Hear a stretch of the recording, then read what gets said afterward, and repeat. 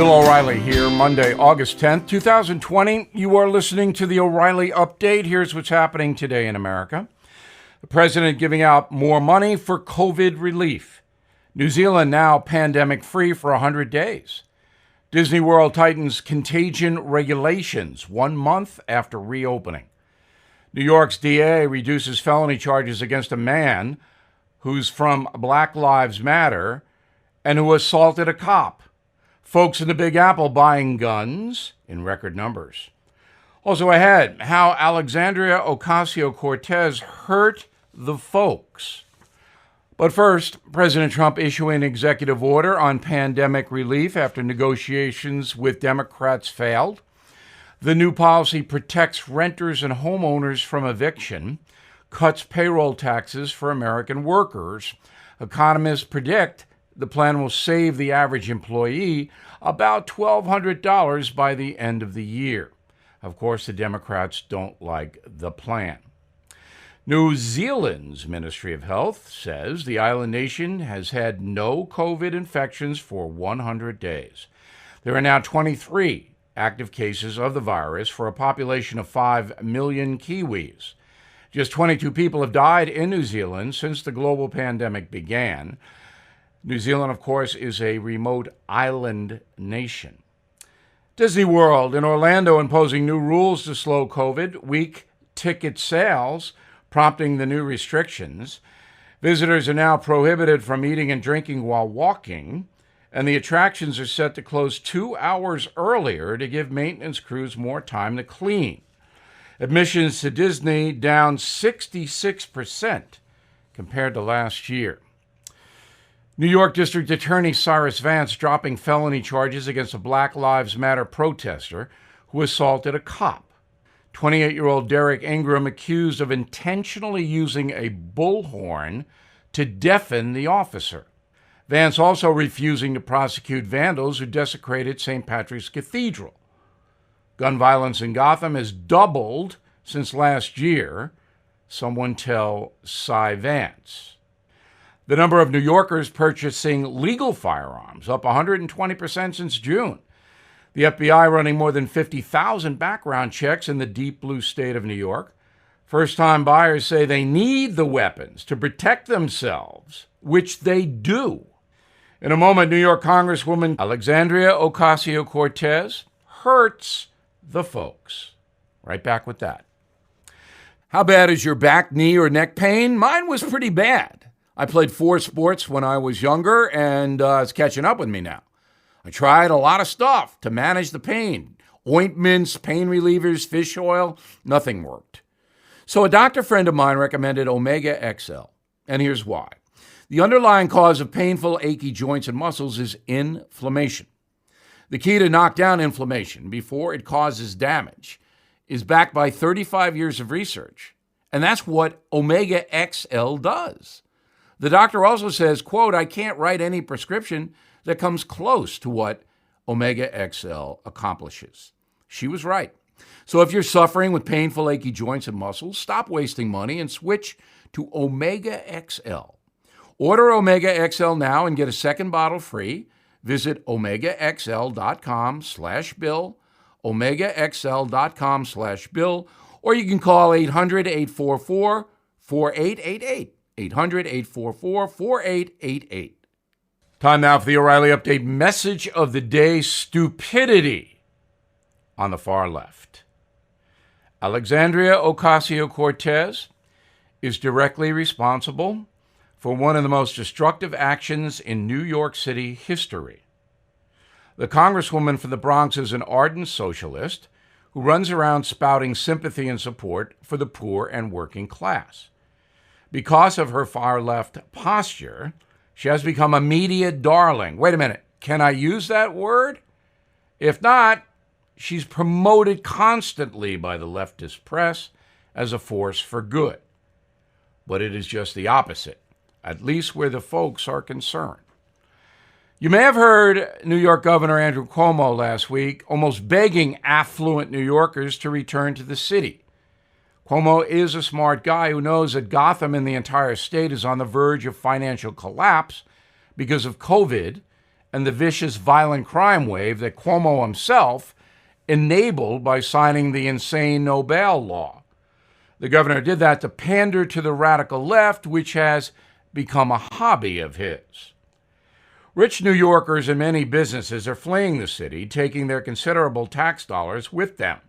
Many will not return, because who wants to live in a now dangerous place that has marginalized what was once the most effective police force in the nation? The socialist mayor de Blasio has destroyed the infrastructure of the world's premier financial center. It has been horrifying to watch. But back to Ms. Ocasio-Cortez. Throughout the pandemic, the Amazon company has prospered as Americans are ordering products from home. Amazon is expanding and hiring. While many Americans are out of a job, Amazon workers are getting paid and have security. You may remember back in 2018, Amazon wanted to build a plant in a working-class section of Queens. It was estimated that 40,000 jobs would eventually be associated with that plant, not to mention the huge financial benefits to the surrounding neighborhoods and small business. But Ocasio-Cortez, in all her righteous indignation, raised hell, saying New York City was giving Amazon too many tax breaks, which was absurd. Even de Blasio saw the economic benefit of the corporation coming to town. Tired of being attacked by the far left, Amazon killed the deal, knowing thousands of other municipalities would be thrilled to have the plant. Congresswoman Ocasio-Cortez then rhapsodized, quote, "Today was the day a group of dedicated everyday New Yorkers and their neighbors defeated Amazon's corporate greed, its worker exploitation, and the power of the richest man in the world," unquote. Of course, that would be CEO Jeff Bezos. Had Amazon come to New York City, analysts estimate more than $40 billion would be in the city's pocket right now. Instead, de Blasio and Cuomo both know bankruptcy looms. Ocasio-Cortez is either not smart enough to understand that or doesn't care. She is expected to be reelected in November. I'm Bill O'Reilly, and I approve that message by actually writing it. For more news analysis, please visit BillO'Reilly.com, perhaps the hottest news website in the world. And while you're there, please join our Stand Up For Your Country campaign. It's a great situation. In a moment, something you might not know. There are thousands of abandoned animals in the USA that need our help. I am partnering with Delta Rescue, the largest no-kill care-for-life animal sanctuary in the world. Founded by actor Leo Grillo, who left Hollywood to devote his life to saving abandoned animals, Delta Animal Sanctuary is a one-of-a-kind rescue unit. They are staffed by trained attendants who look after each animal, providing them water, treats, toys, and affection. Support Delta Rescue and put your legacy to work. Each life-saving gift helps Delta fulfill their mandate to rescue and care for animals. Request a free estate planning package at deltarescue.org/bill. For a limited time, please watch The Rescuer for free only at deltarescue.org/bill. The Rescuer is an award-winning documentary about Grillo's 2-year rescue of a family of 21 dogs abandoned in the wilderness. deltarescue.org/bill. Now, the O'Reilly Update brings you something you might not know. It's hard to believe, but the average American slept 9 hours every night back in 1920. No TV, of course. When it comes to our bedtime habits a century later, the days of restful, uninterrupted slumber are mostly over. Today, the average American is awakened twice each night by machines. Biggest annoyances include smartphones, laptops, even streaming television services. According to Smithsonian Magazine, 60% of us find it difficult to rest. Most folks finally fall asleep around midnight. That number jumps to 2 a.m. for college kids and down at 10 p.m. for senior citizens. Experts say newborn babies should slumber 16 hours a day. That gradually reduces over time, with doctors urging all adults, including the elderly, to rest about 7 hours each night. Anything less can damage the immune system, lead to obesity, increase the rate of diabetes, and you don't want that, and even cause dementia in later years. Drowsy driving, blamed for more than 1,500 deaths and 40,000 injuries every year. Now, according to the polls, stress plays a major factor in our lack of sleep. The top worry? Personal finance. If you are finding it tough to catch a full 7 hours, maybe you want to take a quick nap during the day. Sleeping just 25 minutes increases brain function and overall health. And you'll be in good company. Famous nappers include Winston Churchill, Leonardo da Vinci, and Albert Einstein.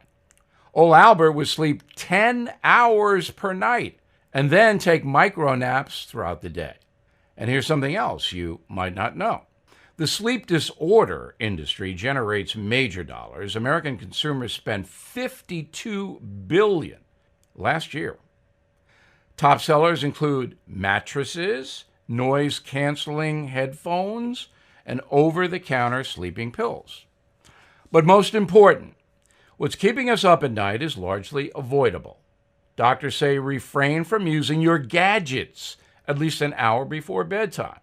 But again, 8 in 10 Americans between the ages of 16 and 60 sleep within arm's reach of their smartphone. Back after this. Many of us are worried about 401ks and retirement savings, everything we've worked very hard for. They could evaporate. With all the fake news and uncertainty, we are left wondering where to turn for fact-based advice about our investments. It's very important to have an independent expert working to preserve and grow your savings, especially in today's economy. So please meet Silicon Valley angel investor and 5G expert Jeff Brown of Brownstone Research, whose only obligation is to you. He has created a newsletter called the Near Future Report, where he shares his analysis on where the stock market is going and when, which stocks are poised to rise and fall, and a new way to profit from the exploding tech market. His track record is amazing, so please go to bill5g.com. Let Jeff help you preserve and grow your wealth. Bill5g.com. You will thank me.